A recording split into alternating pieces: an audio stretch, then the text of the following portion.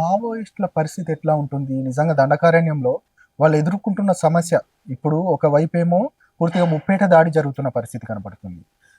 పౌర సమాజంతో లింకులన్నీ కట్ అయిపోయిన పరిస్థితి. ఎట్లా ఉంటుంది నిజంగా? అంటే మీరు అన్ని సంవత్సరాలు మీరు దండకార్యంలో ఉన్నారు కాబట్టి, ఒక అగ్రనేతగా ఉన్నారు కాబట్టి, ఇప్పుడు ఈ పరిస్థితులు అక్కడి పరిస్థితులు ఎట్లా ఉంటున్నాయి అంటే ఏం చెప్తారు అసలు? పరిస్థితులు కఠినంగానే ఉన్నాయి. నేను వచ్చినప్పుడు కూడా కఠినంగానే ఉన్నాయి. ఇప్పుడు ఈ పరిస్థితులు మరింత కఠినంగా మారుతున్నాయి అనే విషయంలో కూడా సందేహం అవసరమే లేదు. అంటే కఠినంగా ఉన్నాయనంటే ఈ కఠినత్వం అనేది కూడా ఏంటంటే మావోయిస్ట్ పార్టీ 80 కంటే ముందు అనుభవించింది, 90 కంటే ముందు అనుభవించింది. వివిధ కాలాల్లో వివిధ స్థలాల్లో అనేక కష్టాలు అనుభవించిన పరిస్థితి ఉంది. ఇప్పుడున్న పరిస్థితి ఏంటంటే ఇప్పుడు ఏదైతే వాళ్ళు దీర్ఘకాలిక ప్రజాయుద్ధం అంటే విముక్తి ప్రాంతాలు అనేటివి ఏవైతే ఉన్నాయో ఇవాళ పరిస్థితుల విముక్తి ప్రాంతాలు అనేటివి అయితే ఇవాళ నా దృష్టిలో ఆ పార్టీ ఏమనుకుంటుందో నాకు తెలియదు. బహుశా ఆ పార్టీ కూడా ఆలోచించవచ్చు, కూడా ఆలోచిస్తుంది, తప్పనిసరిగా ఆలోచిస్తుంది. అంటే నా అంచనా ప్రకారంగా ఏంటంటే వాళ్ళు ఇప్పుడు గతం లోపల ఏదైతే వ్యూహం ఉందో దీర్ఘకాలిక ప్రజాయుద్ధ పంత అనేది ఉందో వాళ్ళు మార్చుకోవచ్చు కూడా వాళ్ళు, లేదా విముక్తి ప్రాంతాలనే అవగాహన కూడా మార్చుకొని ఏం చేస్తారంటే యుద్ధాన్ని అయితే వదిలిపెట్టరు కదా.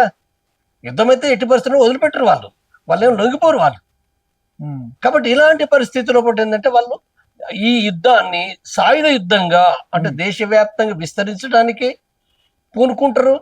ఈ విస్తరించి పూనుకునే సందర్భంగా ఏంటంటే ఇంకా నష్టాలు సంభవిస్తాయనే అంచనాలు కూడా వాళ్ళకు ఉంటాయి, తప్పనిసరిగా ఉంటాయి.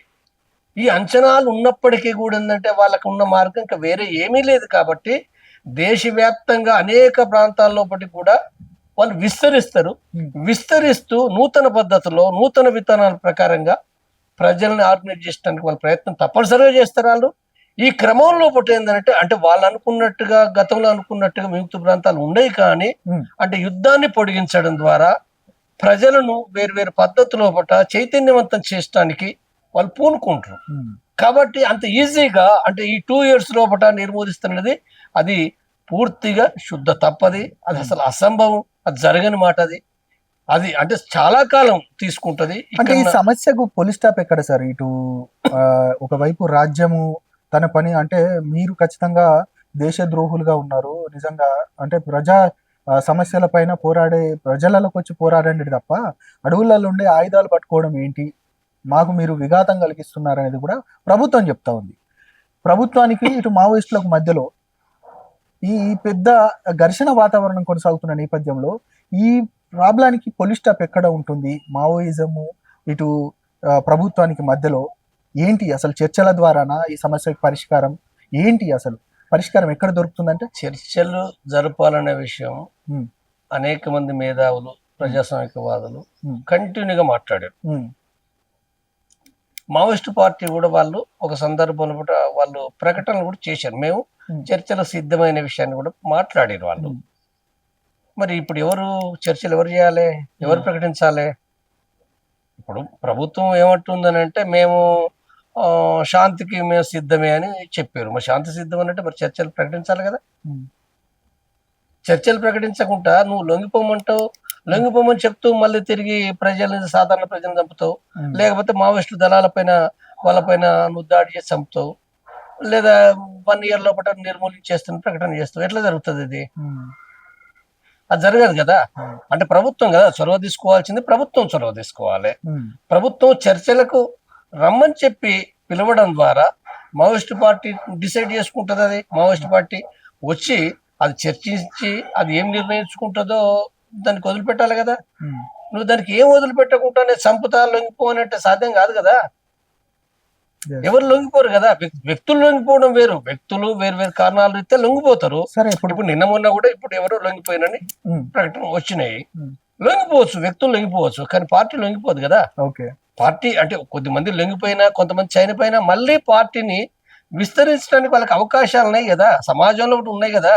సమాజంలో ఇప్పుడు ఒకప్పుడు భూస్వామ్య వ్యవస్థ ఉన్న సమయంలో పోయినట్టు కాకుండా ఇప్పుడు కూడా పోతారు. అంటే అప్పుడంత తీవ్రత లేదు కానీ పోతారు కదా, ఇప్పుడు కూడా పోతారు కదా, పోతుండ్రు కదా.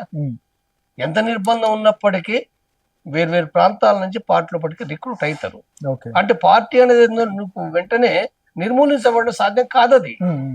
అంటే ప్రజలు అన్యాయానికి గురవుతున్నారు కాబట్టి, దోపిడీకి గురవుతున్నారు కాబట్టి తప్పనిసరిగా కమ్యూనిస్ట్ పార్టీలో ఆ పార్టీలో చేరొచ్చు, అంటే ఆ పార్టీ పంతా సరైంది అనుకున్న వాళ్ళు దాంట్లో చేరుతారు, లేదా ఇతర ఇంకా అనేకమైన ఇప్పుడు కమ్యూనిస్ట్ పార్టీలు అంటే నా దృష్టిలో పట సిపిఐ సిపిఎం అనేది కమ్యూనిస్ట్ పార్టీలు కావవి. అవి పూర్తిగా బూర్జువా పార్టీలే, పేరు కమ్యూనిస్ట్ పార్టీలు తప్ప అవి కమ్యూనిస్ట్ పార్టీలు కావాయి. కానీ దేశంలో పట ఇప్పుడు కమ్యూనిజంని అంటే ప్రచారం చేసే వాళ్ళు, సోషలిజం అంటే విజయం సాధించాలనే సంస్థలు ఉన్నాయి, పార్టీలు ఉన్నాయి, అనేక చిన్న చిన్న సంస్థలు ఉన్నాయి. కానీ దేశంలో పట వాళ్ళు కూడా ఏంటంటే వాళ్ళు పురోగమిస్తుండ్రు. కాబట్టి దేశంలో పట రేపు ఏం జరుగుతుంది మనం చెప్పలేం. కానీ ఏదేమైనప్పటికీ ఏంటంటే సరైన విధానాలు కమ్యూనిస్ట్ పార్టీ నేను చెప్పేది ఏంటంటే ఈ దేశంలో పట మార్క్సిజం సరైనది, మార్క్సిజాన్ని ఈ దేశ నిర్దిష్ట పరిస్థితులకు అన్వయించాలి. అన్వయించడం అంటే ఏంటి? ఈ దేశంలో పట పెట్టుబడిదారి ఇది వ్యవస్థ ఒకటి, పెట్టుబడిదారి వ్యవస్థతో పాటుగా ఈ దేశంలో కులం ఉన్నది, బ్రాహ్మణిజం ఉంది, కాబట్టి మతం ఉన్నది. కాబట్టి ఈ విషయాలు దృష్టిలో పెట్టుకుని సరైన విధానాలు ఏ కమ్యూనిస్ట్ పార్టీ అయితే అవలంబించే పార్టీ తప్పనిసరిగా అది ఇవాళ చిన్నగా ఉన్నప్పటికీ రేపు అది తప్పనిసరిగా పురోగమిస్తుంది, అభివృద్ధి అవుతుంది. కాబట్టి మావోయిస్టు పార్టీ కూడా ఈ దేశంలో ఉన్న పరిస్థితిని అర్థం చేసుకుంటూ తను సరైన విధానాలు అవలంబించాలన్నదే నేను చెప్పాను.